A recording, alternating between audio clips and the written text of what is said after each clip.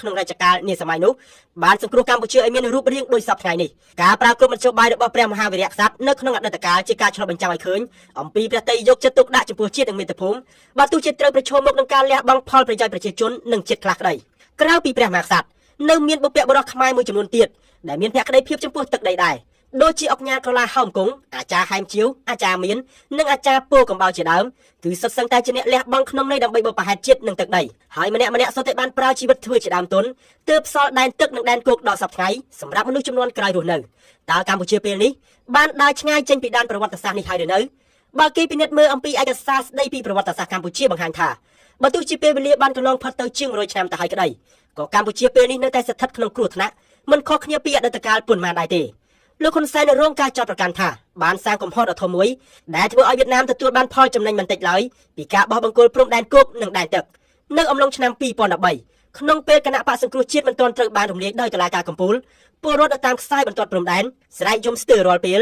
ដោយពួកគេអះអាងថាការបោះបង្គោលព្រំដែនតាមយន្តការថ្មិញរណានេះបានធ្វើឲ្យដីស្រែនិងដីចម្ការត្រូវបាត់បង់ទៅប្រទេសវៀតណាមមិនថានៅខេត្តស្វាយរៀងកំពង់ចាមព្រៃវែងតាកែវមណ្ឌលគិរីនិងខេត្តក្រចេះនោះទេពលរដ្ឋនៅក្នុងតំបន់គោលដៅទាំងនោះតែងត្អូញត្អែរមិនឈប់ដោយអះអាងថាដីស្រែនិងដីចម្ការមួយផ្នែកធំត្រូវធ្លាក់ចូលទៅក្នុងដៃវៀតណាមនៅពេលគណៈកម្មាធិការព្រំដែននៃប្រទេសទាំងពីរកំណត់ការបោះបង្គោលព្រំដែនចុងក្រោយនេះកំហុសធំទី2របស់លោកហ៊ុនសែន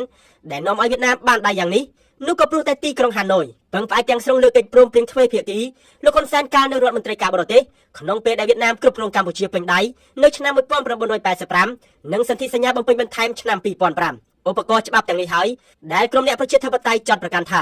លោកហ៊ុនសែនកំពុងដើរបញ្ច្រាស់ពីកិច្ចព្រមព្រៀងសន្តិភាពទីក្រុងប៉ារីសស្តីពីកម្ពុជាឆ្នាំ1991ធម៌មនុស្សជាអន្តរជាតិនេះហើយបានត្រួសត្រាយផ្លូវឲ្យកម្ពុជាទទួលបានជំនួយពីសហគមន៍អន្តរជាតិនិងបើកលំហឲ្យមានទីផ្សារពាណិជ្ជកម្មសេរីប៉ុន្តែទំនងជាលោកហ៊ុនសែនមើលឃើញថាប្រសិនបើទុកឲ្យស្ថានភាពនយោបាយឈានទៅរកប្រជាធិបតេយ្យពេញទីតាមការគូសវាសពីសហគមន៍អន្តរជាតិទំនងជាផែនការវៀតណាមចង់វាសទីទឹកដីជ្រោយឥណ្ឌូចិននេះដែលមានគណៈបកប្រជាជនកម្ពុជាជាប្រតិបត្តិការដ៏មានប្រសិទ្ធភាពប្រហែលជានឹងមិនអាចមិនសម្រេចទៅតាមបំណងប្រាថ្នារបស់វៀតណាមបានឡើយគណៈបកប្រជាជនកម្ពុជាដែលត្រូវបានវៀតណាមបង្កើតឡើងតាំងពីឆ្នាំ1951ក្រោមឈ្មោះជាបកពលករបដិវត្តន៍វៀតណាមនិងដោយឈ្មោះជាបន្តបន្ទាប់រហូតផ្លាស់មកជាគណៈបកប្រជាជនកម្ពុជាដោយសពថ្ងៃនេះគឺមានក្បាលម៉ាស៊ីនមិនតិចអ្នកទេក្នុងនោះមានទាំងលោកប៉ុលពតលោកប៉ែនសវណ្ណនិងលោកច័ន្ទស៊ីជាដើមដែលលើកបន្ទប់ដោយវៀតណាមមិនអាចរស់នៅដោយស្រួលឡើយនៅពេលក្បត់មាគាបកមិនថាលោកប៉ែនសវណ្ណឬប៉ុលពតដែលជាមេដឹកនាំបដិវត្តន៍ដ៏កំពូលទេនៅពេលវៀតណាមដឹងថាពួកគេក្បត់បកដើមដែលជាបកកុម្មុយនីសហើយវៀតណាមតែងរកវិធីគ្រប់បែបយ៉ាង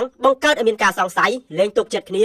និងប្រើវិធីកម្ចាត់ក្រោមហេតុផលក្បត់អង្គការនិងមាគាបកជាពិសេសរៀបចំយុទ្ធសាស្ត្រនយោបាយមហារាជផ្ទៃក្នុងដោយរបបកម្ពុជាប្រជាធិបតេយ្យខ្មែរគ្មានកំហុសចិត្ត2លាននាក់ត្រូវស្លាប់ដោយមិនមានបទល្មើសអ្វីទាំងអស់ក្រៅពីនេះលោកប៉ែនសវណ្ណនៅពេលប្រឆាំងផែនការក5ដែលបានដាក់ចេញដោយប្រទេសវៀតណាមត្រូវជាប់គុកងងឹតអស់ពេលជាច្រើនឆ្នាំដោយឡែកចំពោះលោកហ៊ុនសែនវិញដែលទំនងជាលើកបន្ទប់ដោយវៀតណាមដែរលោកហាក់មានវាសនាខ្ពស់ជាងគេពីមេដឹកនាំមុននិងមេកោយរបស់លោកគឺលោកប៉ែនសវណ្ណរហូតមកដល់ពេលនេះមិនត្រឹមតែលោកហ៊ុនសែនទេដែលរស់នៅដោយសោយសុខលើគំនោទ្រព្យសូម្បីកូនរបស់លោកក៏ទទួលបានគេមរតកទាំងនេះដូចគ្នាដែរការដែលនាំឲ្យលោកហ៊ុនសែនអាចឈរជើងបានមកដល់សប្តាហ៍ថ្ងៃនេះក្រៅពីប្រធានគណៈបកប្រជាជនកម្ពុជារូបនេះអាចជាមានដឹកនាំដែលចិត្តដាច់និងហ៊ានធ្វើអ្វីៗឲ្យតែខ្លួនសម្រេចបំណងហើយទំនងជាបានគុណបារមីពីកិច្ចព្រមព្រៀងសន្តិភាពកំណត់បង្គោលព្រំដែនឆ្នាំ1985និងសន្ធិសញ្ញាបំពេញបន្ថែមឆ្នាំ2005នេះទើបអតីតនាយករដ្ឋមន្ត្រីរូបនេះនៅអាចអួតបានរហូតរកវិធីបំបីគំនិតចេះសម្រាប់ដៃគូនយោបាយរបស់ខ្លួនដោយគ្មានស្រណោះសូម្បីបន្តិចឡើយក្រៅពីនេះនៅមានសមិទ្ធផលជាច្រើនទៀតដែលលោកហ៊ុនសែនជួយសម្រេចបំណងឲ្យវៀតណាមក្នុងនោះជួយជ្រោមជ្រែងសាងសង់ស្ទូបមិត្តភាពកម្ពុជាវៀតណាមបានគ្រប់រាជធានីខេត្តក្រុងនៅក្នុងប្រទេសកម្ពុជាភាពជោគជ័យនេះនៅមិនទាន់គិតដល់រដ្ឋបាលរបស់លោកហ៊ុនសែនជួយសម្រួលឲ្យវៀតណាមអាចបើកសមាគមវៀតណាមលើទឹកដីកម្ពុជាបានគ្រប់ទាំង25រាជធានីខេត្តទៀតនៅឡើយផងមិនតែប៉ុណ្ណោះបណ្ដាប្រទេសនៅលើពិភពលោកនេះប្រហែលជាមានតែមួយគ្មានពីរទេដែលអាចបើកសិទ្ធិឲ្យជនអន្តោប្រវេសន៍ជាពិសេសពលរដ្ឋវៀតណាមមានសិទ្ធិនឹងទទួលបានអ្វីៗពីរដ្ឋាភិបាលទីក្រុងភ្នំពេញស្រួលដោយពលរដ្ឋជាម្ចាស់ប្រទេសដែរកាលពីឆ្នាំ2018រដ្ឋបាលខេត្តកំពង់ឆ្នាំងនិងរដ្ឋាភិបាលទីក្រុងភ្នំពេញបានកាត់ដីទំហំ40ហិកតាជួយផ្គត់ផ្គង់ឲ្យពលរដ្ឋវៀតណាមជាង2000គ្រួសារដែលបំលាស់ទីពីភូមិបណ្ដែតទឹកនៅលើដៃទន្លេសាបឲ្យមករស់នៅលើគោកវិញការជុំជ្រែងនេះនៅមិនទាន់គិតដល់លំហូរនៃជនអន្តោប្រវេសន៍វៀតណាមផ្សេងទៀតដែលហូរចូលមកកម្ពុជារាល់ថ្ងៃដែលទំនងជាគ្មានការឆ្លងកាត់ការត្រួតពិនិត្យឲ្យបានត្រឹមត្រូវនៅឡើយផងមិនតែប៉ុណ្ណោះសន្ធិសញ្ញាបំពេញបន្ថែមឆ្នាំ2005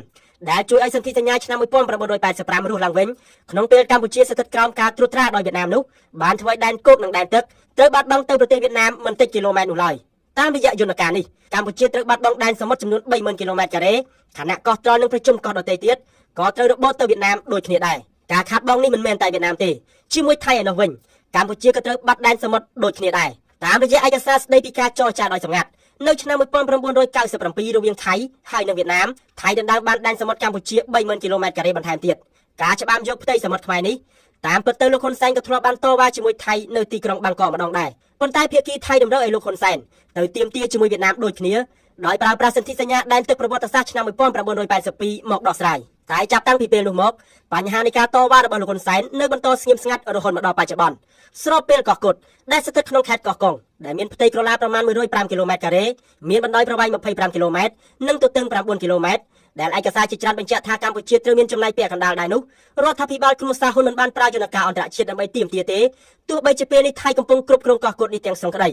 នេះជាភស្តុតាងមួយទៀតដែលបងប្អូនអាចឆ្លើយដល់ខ្លួនឯងបានថាតើក្រោមការដឹកនាំរបស់គ្រួសារហ៊ុនកម្ពុជាមិនបានបាត់បង់ទឹកដីទៅប្រទេសជិតខាងសូម្បី1 មីលីម៉ែត្រដោយលោកហ៊ុនសែនអះអាងឬក៏យ៉ាងណា